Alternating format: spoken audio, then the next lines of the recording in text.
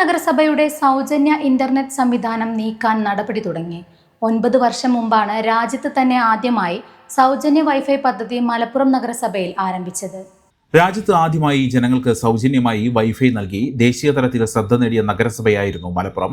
പദ്ധതി കാര്യക്ഷമമല്ലാത്തതിനാലാണ് നിലവിലെ ഭരണസമിതി പദ്ധതി എടുത്തുമാറ്റാൻ നടപടികൾ ആരംഭിച്ചത്. ടൗൺഹാൾ മുറ്റത്തെ ടവർ കൂടി മാറ്റുന്നതോടെ പദ്ധതി പൂർണ്ണമായി നിലയ്ക്കും. 2010-15 കാലഘട്ടത്തിലാണ് എല്ലാവർക്കും സൗജന്യ വൈഫൈ എന്ന പദ്ധതി നഗരസഭ ആരംഭിച്ചത്. 1.5 കോടി രൂപ ചെലവിൽ 2015 ഓഗസ്റ്റിൽ പദ്ധതി ആരംഭിക്കുകയും ചെയ്തു. നഗരസഭാ പരിധിയിൽ 16 പോയിന്റുകൾ വൈഫൈക്കായി സ്ഥാപിച്ചിരുന്നു. ലഭിച്ച അപേക്ഷകൾ പ്രകാരം 7000 പേർ 7 മാസത്തോളം സൗജന്യ വൈഫൈ ഉപയോഗപ്പെടുത്തിയെന്നാണ് കണക്ക്. നിർമ്മാണത്തിനായി ആദ്യഘട്ടത്തിൽ 50 ലക്ഷം രൂപയാണ് നഗരസഭ റെയിൽടെല്ലിന് കൈമാറിയത്.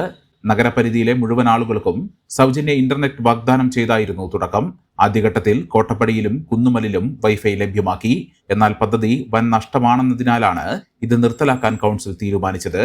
1 കോടി രൂപ നഗരസഭ നൽകാത്തതിനാൽ 2018-ൽ റെയിൽടെൽ കോർപ്പറേഷൻ ഹൈക്കോടതിയെ സമീപിക്കുകയും 2020-ൽ അനുകൂല വിധി നേടുകയും ചെയ്തിരുന്നു. പണം മുഴുവനായി നൽകണമെന്ന ഉത്തരവിനെതിരെ അപ്പീൽ നൽകാനോ വിധി നടപ്പാക്കാനോ നഗരസഭ തയ്യാറാകാത്തതിനാൽ 2022 ഓഗസ്റ്റ് 17-ന് കോടതിയലക്ഷ്യ നോട്ടീസും ലഭിച്ചു. ഇതേ തുടർന്ന് വൈഫൈ ഉപകരണങ്ങളുടെ ക്ഷമത, വില തുടങ്ങിയവ പഠിച്ച് റിപ്പോർട്ട് നൽകാൻ സാങ്കേതിക സമിതിയെ നിയോഗിച്ചിരുന്നു.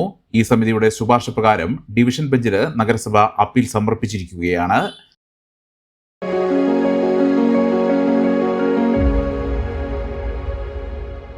മെമ്പർമാരുടെ നിക്ഷേപങ്ങൾക്ക് ഉയർന്ന ലാഭവിഹിതം നൽകുന്ന കേന്ദ്ര സർക്കാർ സഹകരണ സ്ഥാപനം Bharat Lajna multi state housing cooperative society limited, Parappur road, Kottakkal.